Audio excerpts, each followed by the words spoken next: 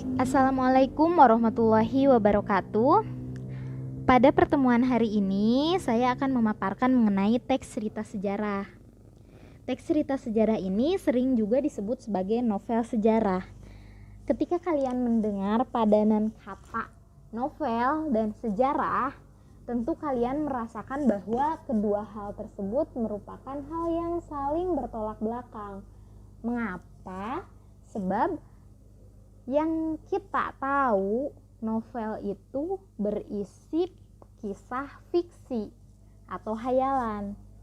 Sementara sejarah itu berisi cerita yang sifatnya fakta, benar-benar terjadi. Nah, yang akan kita pelajari itu novel sejarah. Jadi kedua hal ini ada dalam satu bentuk teks. Salah satu bentuk teks cerita, yakni novel sejarah. Maka berarti teks cerita sejarah atau novel sejarah ini isinya itu cerita yang benar-benar terjadi atau fakta, namun dikemas dengan gaya penceritaan sebuah novel. Nah, di sini dijelaskan bahwa teks cerita sejarah itu teks cerita yang di dalamnya mengandung sebuah fakta dan latar belakang suatu peristiwa yang bernilai sejarah. Lalu di sini juga dijelaskan bahwa memuat peristiwa di masa lampau yang benar-benar terjadi dan memiliki nilai sejarah. Nah, teks cerita sejarah ini merupakan solusi bagi kalian yang kurang minat atau kurang suka terhadap sejarah. Misal kalian penasaran nih dengan kehidupan seorang tokoh, misalnya Presiden pertama Indonesia atau Insinyur Soekarno, tetapi kalian malas membacanya karena biasanya ngantuk lah, bosan misalnya. Tapi kalian penasaran bagaimana sih kisah hidupnya? Nah, solusinya kalian bisa membaca novel sejarah. Karena ketika membaca novel sejarah, sama halnya ketika membaca novel fiksi. Kalian akan merasa seolah-olah ikut hadir di dalam cerita. Kalian akan merasakan bagaimana emosinya si tokoh utama ketika mengalami sebuah masalah, ketika si tokoh utama sedih, marah, dan lain sebagainya. Jadi ketika kalian membaca novel sejarah tentang Insinyur Soekarno, kalian bisa memahami sejarah dengan cara yang menyenangkan. Kalian bisa ikut merasakan bagaimana perjuangan seorang presiden pertama Indonesia. Seolah-olah kalian ada dan hadir di dalam cerita tersebut. Sama halnya ketika kalian misal membaca novel tentang kisah cintanya Dilan dan Milea gitu.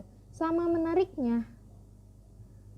Jadi sekarang ketika kalian ingin tahu sejarah suatu tempat, sejarah tokoh, nah kalian bisa membaca teks cerita sejarah atau novel sejarah. Banyak sekali novel sejarah yang ditulis oleh para penulis Indonesia dan beberapa juga banyak yang terkenal. Misal di sini Ibu ada beberapa contoh. Nah, di sini ada novel Pasar karyanya Kunto Wijoyo. Ada juga novel-novelnya Pramudia Anantatur. Nah, beliau itu adalah seorang penulis yang terkenal dengan novel-novel sejarahnya. Di sini ada tetraloginya Pramudia Anantatur, ada Bumi Manusia, Jejak Langkah, Anak Semua Bangsa, dan Rumah Kaca. Ini merupakan novel tetralogi yang merupakan novel sejarah. Lalu misal ada lagi, nah yang ini kalian pasti sudah tidak merasa asing. Novelnya Hamka tentang tenggelamnya kapal Panderwick. Lalu misal ada lagi novelnya Seno Gumira Aji Dharma, yakni novel Saksi Mata. Nah, novel-novel tersebut merupakan novel yang ditulis berdasarkan kisah-kisah nyata, benar-benar terjadi, namun dikemas dengan cara penulisan kisah-kisah fiksi yang biasa kalian baca selama ini. Jadi pasti menyenangkan ketika membacanya, tidak lagi merasa bosan atau ngantuk ketika membaca sebuah sejarah. Teks cerita sejarah atau novel sejarah ini dikategorikan sebagai cerita ulang atau recon. Kalau dalam bahasa Inggris biasanya kalian belajar mengenai teks recon. Nah, ini sama halnya dengan cerita ulang. Jadi cerita berdasarkan apa yang telah terjadi, itu cerita ulang. Nah, jenis cerita ulang ini ada 3 jenis, ada rekon pribadi, rekon faktual, sama rekon imajinatif. Kalau rekon pribadi itu peristiwanya berdasarkan kejadian langsung penulisnya, jadi si penulis terlibat secara langsung di dalam teks yang ia tulis. Kalau rekon faktual ini sifatnya informasional, yang memuat kejadian faktual. Misalnya ini berkaitan dengan teks-teks atau dokumen-dokumen tertentu. Misalnya di sini ada eksperimen ilmiah, ada laporan polisi dan lain-lain. Atau misal ketika kalian membuat sebuah laporan kegiatan. Nah, itu termasuk ke dalam rekon faktual. Lalu yang ketiga tadi ada rekon imajinatif. Nah, kalau ini teks yang memuat kisah faktual atau kisah nyata namun dihayalkan dan diceritakan secara lebih rinci. Jadi kisahnya itu kisah nyata, namun di dalam teksnya dikemas dan disajikan secara lebih rinci. Itu adalah rekon imajinatif. Teks cerita sejarah atau novel sejarah ini tergolong ke dalam jenis cerita ulang atau rekon imajinatif. Lalu seperti biasa, dalam setiap teks itu ada strukturnya. Struktur ini adalah kerangka dari sebuah teks.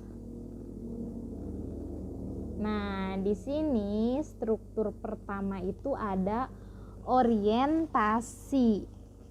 Orientasi itu adalah pengenalan peristiwa. Nah, pada bagian ini kalian akan dikenalkan misalnya dengan tempat, tokoh, suasana, dan lain sebagainya. Dan yang kedua itu ada pengungkapan peristiwa. Nah, pada bagian ini disajikan peristiwa awal yang menimbulkan terjadinya masalah. Jadi peristiwa pertama yang terjadi yang menjadi sebab atau asal muasal terjadinya pertentangan, terjadinya masalah, atau kesukaran-kesukaran yang dialami oleh tokoh-tokohnya. Lalu yang ketiga itu ada menuju konflik. Jadi setelah ada peristiwa awal, lalu nanti peristiwa-peristiwa selanjutnya terjadi dan diceritakan. Nah, itu menuju konflik. Jadi masalahnya itu semakin naik, nanjak menuju puncak. Nah, di puncak itu nomor 4 ada puncak konflik atau klimaks, atau sering disebut juga komplikasi. Nah, di sini masalah paling besar yang dihadapi oleh tokoh utama itu ada di puncak konflik. Lalu yang kelima itu ada penyelesaian atau resolusi. Nah, pada bagian ini adalah akhir cerita.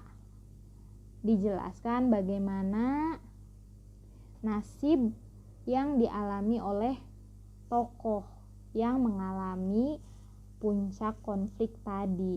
Jadi setelah mengalami masalah yang paling besar, nanti akhir ceritanya itu seperti apa atau penyelesaiannya itu seperti apa. Nah, Dari nomor 2 sampai nomor 5 ini dinamakan urutan peristiwa. Dari pengungkapan peristiwa menuju konflik, puncak konflik, dan kemudian resolusi atau penyelesaian. Dan yang keenam itu ada koda atau reorientasi. Nah, koda ini biasanya ada atau juga bisa enggak karena sifatnya opsional. Nah, koda ini merupakan bagian penutup. Isinya itu berupa komentar terhadap keseluruhan isi cerita. Nah, bisa juga di koda ini disampaikan hal apa yang bisa diambil oleh pembaca atau disebut juga amanat atau pesan yang ingin disampaikan oleh pesan yang ingin disampaikan oleh penulis kepada pembaca. Itu bagian struktur. Lalu selanjutnya ada kaidah kebahasaan. Nah, kaidah kebahasaan itu berarti berkaitan dengan bahasa, ciri bahasa dari novel sejarah. Yang pertama ada kalimat bermakna lampau. Jadi kalimatnya itu menunjukkan bahwa peristiwa tersebut sudah terjadi di masa lalu atau di masa lampau. Misalnya ada kalimat prajurit-prajurit yang telah diperintahkan membersihkan gedung bekas asrama telah menyelesaikan tugasnya. Nah, karena di sana ada kata-kata telah, berarti peristiwa tersebut telah terjadi di masa lampau, di masa lalu. Lalu yang kedua ada konjungsi kronologis atau temporal. Nah, konjungsi kronologis atau temporal ini berkaitan dengan waktu. Kronologis, jadi urutan waktu, urutan peristiwa. Misal, ada sejak, saat itu, setelah itu, mula-mula, kemudian, akhirnya, dan lain sebagainya. Lalu yang ketiga ada kata kerja material. Nah, kata kerja ini menggambarkan suatu tindakan seperti menggenggam, menatap, berdiri. Jadi ada tindakannya.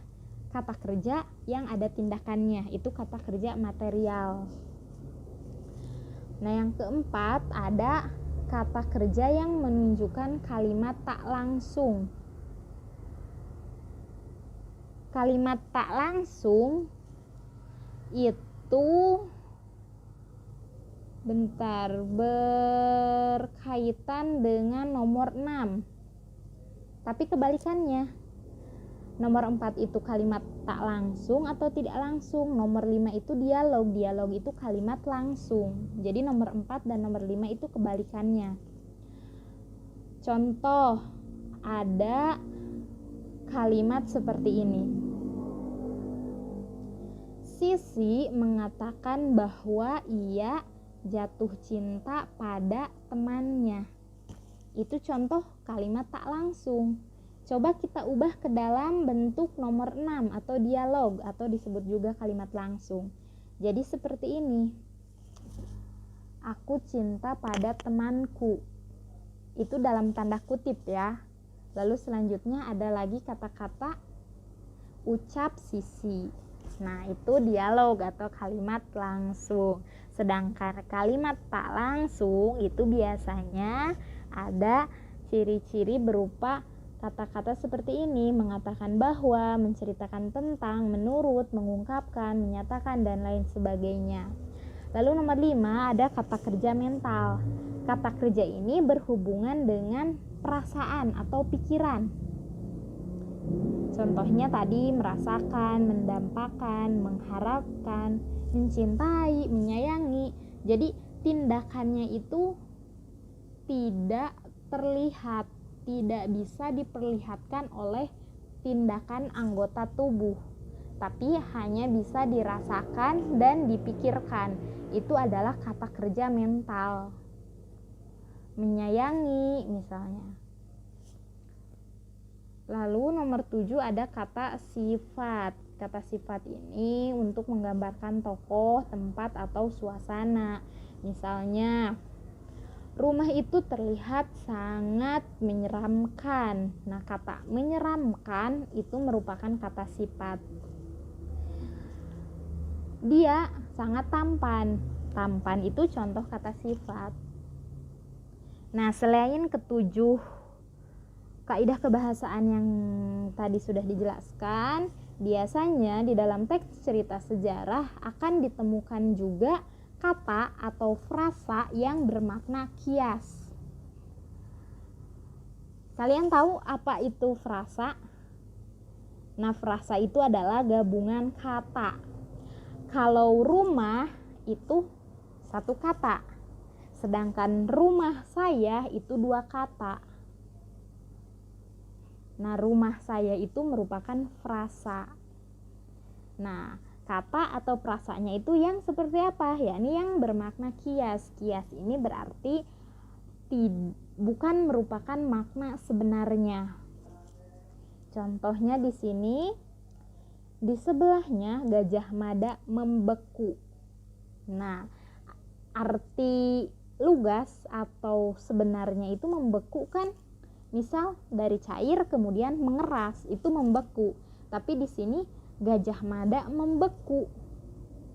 Kan kalau secara makna lugas itu kita bingung apa maknanya. Tapi ketika kita lihat itu sebagai kata yang memiliki makna kias, maka kita bisa tahu artinya bahwa Gajah Mada diam saja, misal.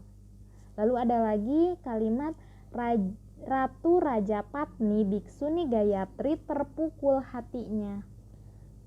Kalau makna lugasnya itu kan dipukul itu dipukul oleh sesuatu, misalnya hatinya dipukul. Bagaimana caranya hati dipukul gitu.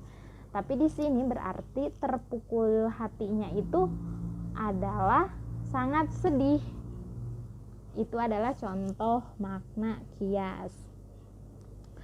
Sekian untuk pemaparan materi kali ini. Kalian bisa pelajari atau coba baca-baca tentang novel sejarah-sejarah apapun itu. Sekian dari Ibu. Wassalamualaikum warahmatullahi wabarakatuh.